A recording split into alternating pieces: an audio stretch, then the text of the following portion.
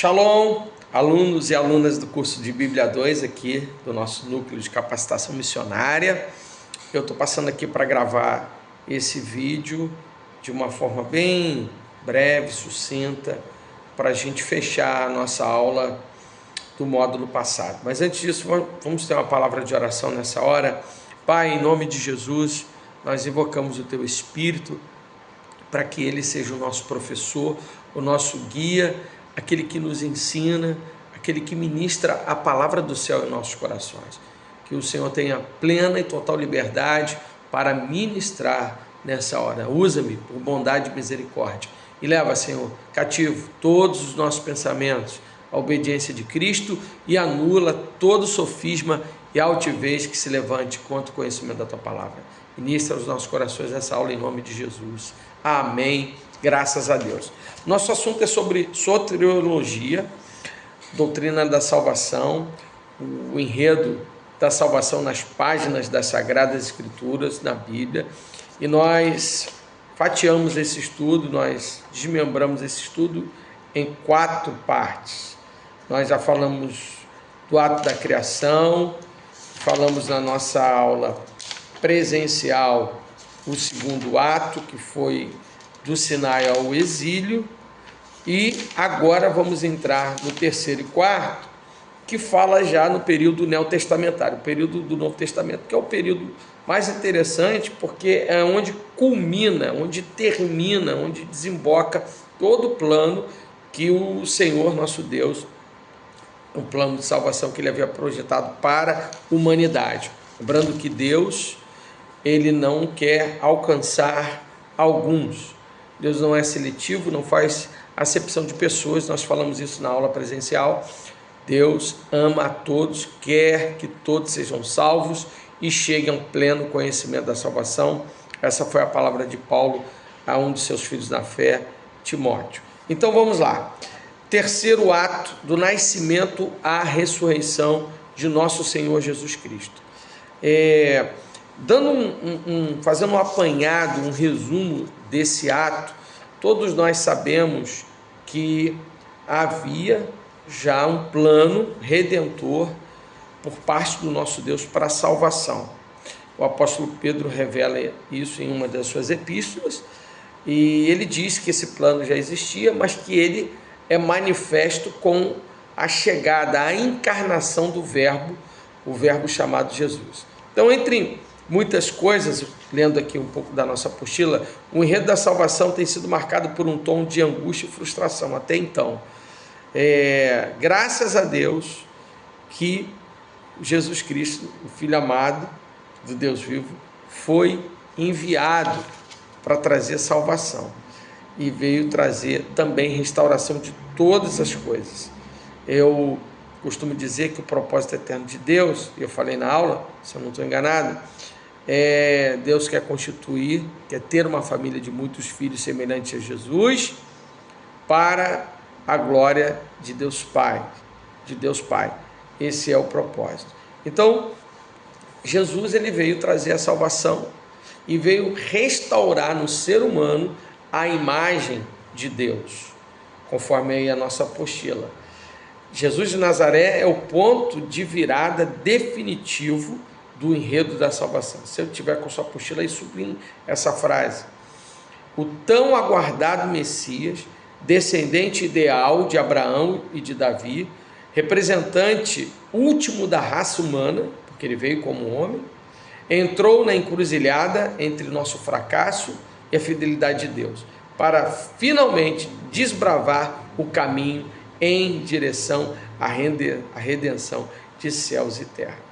Então, quando a gente presta atenção nos evangelhos sinóticos, que são Mateus, Marcos, Lucas, são os 3 evangelhos chamados sinóticos, porque eles têm semelhanças, percebemos que eles, em unanimidade, definem a missão do Messias em termos do reino de Deus. Há que se perguntar, porém, do que exatamente se trata o reino de Deus. Então, vamos lá na nossa apostila. O reino de Deus diz respeito à vontade de Deus, à vontade do Rei Supremo do universo sendo feita na terra como nos céus, em contraste com o caminho trilhado pela humanidade desde Adão e Eva.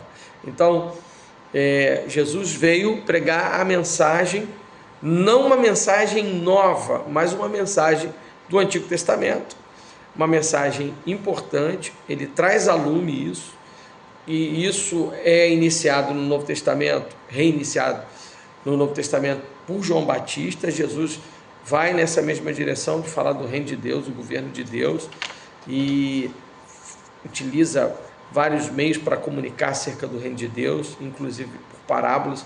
Ele fala do reino de Deus. O reino de Deus é o governo de Deus, é onde Deus impera, onde ele reina, melhor dizendo. Gosto mais até da expressão do reino, do governo de Deus. E nós sabemos que o governo de Deus aqui na terra não é vivenciado plenamente falando. É o reino de Deus do já, ainda não, como dizia o teólogo Karl Barth. O reino de Deus já está presente, ele está em nós, ele age através de nós, mas não temos o reino plenamente falando. Não temos. Isso só vamos ter com o evento do arrebatamento, quando estivermos juntamente com ele. Então, tudo aquilo que Jesus ensinou e realizou diz a respeito da chegada do reino de Deus, da restauração da ordem do mundo, do cosmos, da retomada da vontade de Deus como elemento central na vocação humana. Relacionado a isso, não surpreende que Jesus tenha realizado curas e tantas expulsações de demônios e exorcismo como parte central de sua missão, de inaugurar o reino divino. Os sinais que acompanharam o ministério do Messias nunca foram fins em si mesmos. Sinais, por definição, apontam para realidades maiores. Assim, para entendermos o propósito das curas e dos exorcismos, das expulsações de demônios, operado por Jesus, é essencial que nos lembremos de que o centro do enredo da salvação está a necessidade da restauração da humanidade. Então, o que eu quero dizer com isso? Que as curas, as manifestações de milagres, as expulsações de demônios operadas pelo Senhor Jesus, elas eram consequências do ministério de Jesus. Eles não eram o foco principal. Você pode pegar as Escrituras e ver que Jesus deixa bem claro que ele veio para pregar, para ensinar sobre o reino de Deus.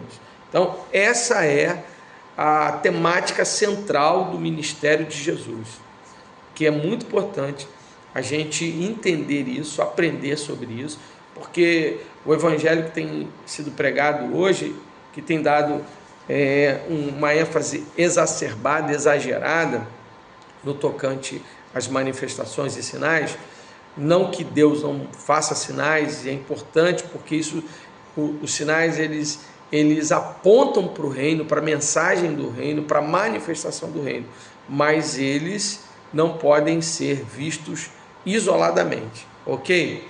Nós sabemos que Jesus foi aquele que cumpriu à risca o plano de Deus.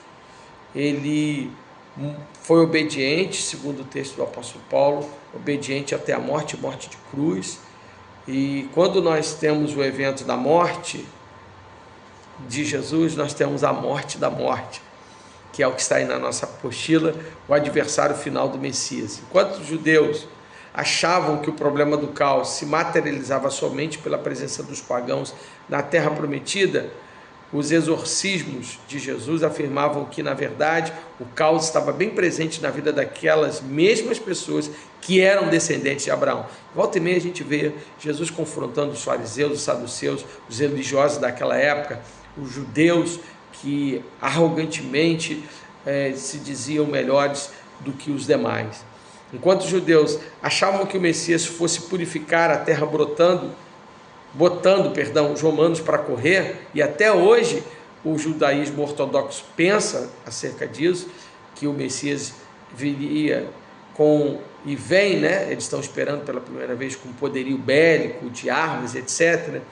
Ele veio resolver o problema pela raiz, botando os demônios para correr.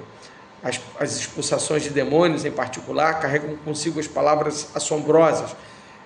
Uma delas dita pelo Senhor Jesus: se eu pelo dedo de Deus expulso demônios, então o reino de Deus, aleluia, chegou a vocês. Então esse último sinal que Jesus realiza antes de entrar em Jerusalém pela última vez, segundo o Evangelho de João, é a ressurreição de Lázaro. E essa ressurreição, a força teológica do episódio de Lázaro, é mostrar o que Jesus veio de fato realizar.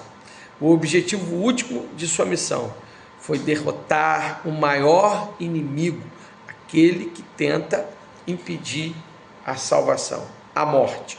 Então a morte para o cristão não é o fim de todas as coisas, não é. E graças a Deus por isso.